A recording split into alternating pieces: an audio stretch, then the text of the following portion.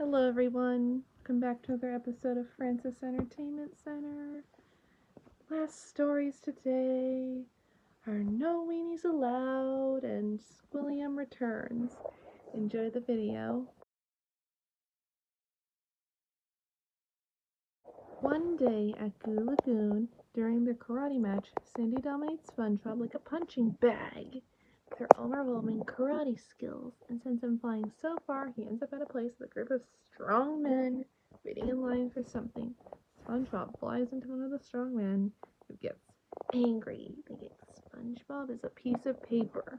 He turns around to see who threw the paper at him, and SpongeBob gets scared because the man is intimidating and tough.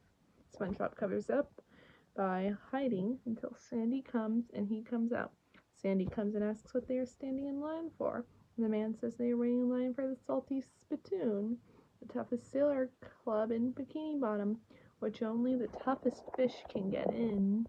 The bouncer, Reg, loves Sandy in, as she's one of the toughest fighters in Bikini Bottom, but rejects SpongeBob because he's too weak. Reg suggests that SpongeBob should instead go to Weenie Hutch Juniors and then Super Weenie Hut Juniors, much to SpongeBob's annoyance and humiliation. SpongeBob tries other methods, like telling him a story about how he painfully stubbed his toe while watering his spice garden, only crying for 20 minutes, wearing a wig to disguise himself, and posing as a tattoo on a man's arm.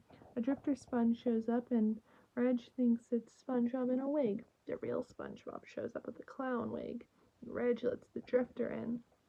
Finally, SpongeBob goes to Weenie Hut Juniors. The patrons talk about special days at the restaurant, and the animatronic server meanly calls SpongeBob a weenie, annoying him in the process. The patrons then suggest ways for SpongeBob to prove his toughness and gain entrance to the Salty Splatoon.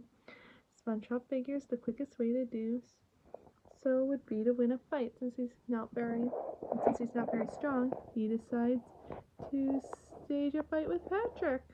The fight with Patrick is supposed to be the latter letting him win. They sling insults at each other to make the fight seem more realistic, but SpongeBob meanly calls Patrick Tubby, angering him and leading him to angrily attacking SpongeBob. The latter reminds him that he's supposed to let him win, and Patrick proceeds to beat himself up as if there were an invisible person attacking him, even inviting himself into the background.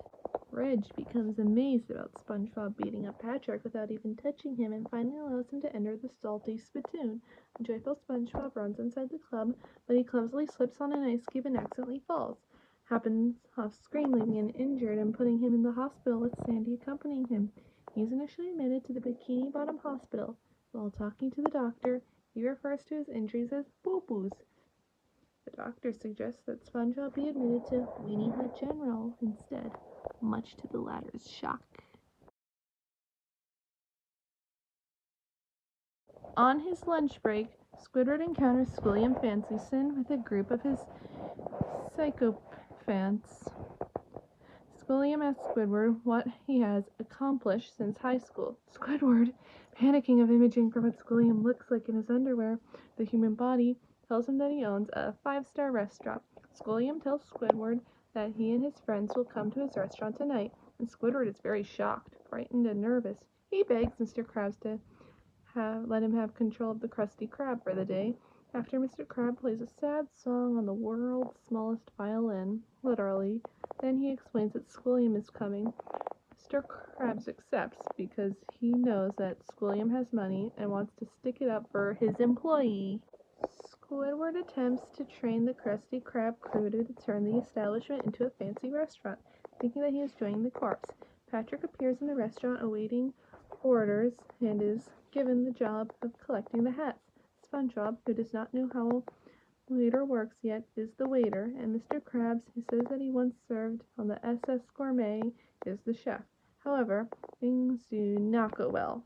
Patrick is beating up the hat rack because it will not give him his hat, and Mr. Krabs makes terrible food, such as cooked peas still in a can from the oven, and an appetizer that has fly wings and more filthy things.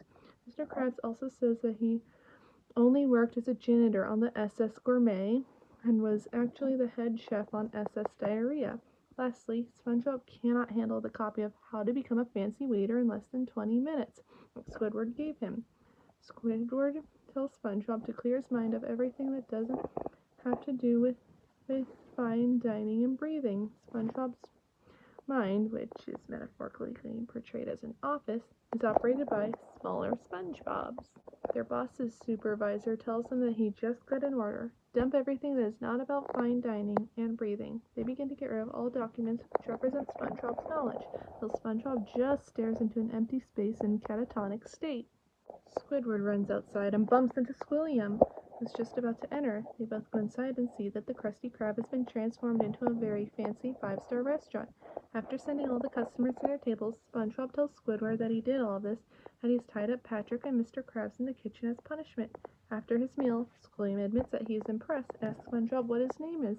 However, SpongeBob cannot remember his own name, having discarded it along with everything else. And inside his mind, all the little SpongeBobs try to find his name, but to no avail as they panic, ultimately resulting in his brain snapping in half. And it's all because of Squidward for telling him to erase all memories, forgot to tell him to stop erasing the memory of his name. SpongeBob goes completely insane, mindlessly spilling food on patrons and grating the posteriors of others. Still tied up, Mr. Krabs and Patrick are now in the kitchen being chased down by the appetizer the former made earlier, which has turned into an evil living monster, and it also has a human foot. With this, the fancy facade is ruined, making the Krusty Krab's true nature unveiled. Squidward has no choice but to tell Squilliam the truth. He actually is a cashier, and everything was just an attempt to impress him.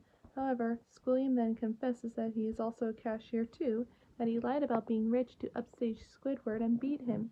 Squidward asks if this is true. Squilliam reveals that he was just kidding, and he really is filthy stinking rich. He and his crowd leave the restaurant to ride in his balloon casino, leaving Squidward dejected and defeated once again, but not before Mr. Krabs comes in and plays a sad song on the world's smallest violin, which annoys him a lot, making him request in anger to leave.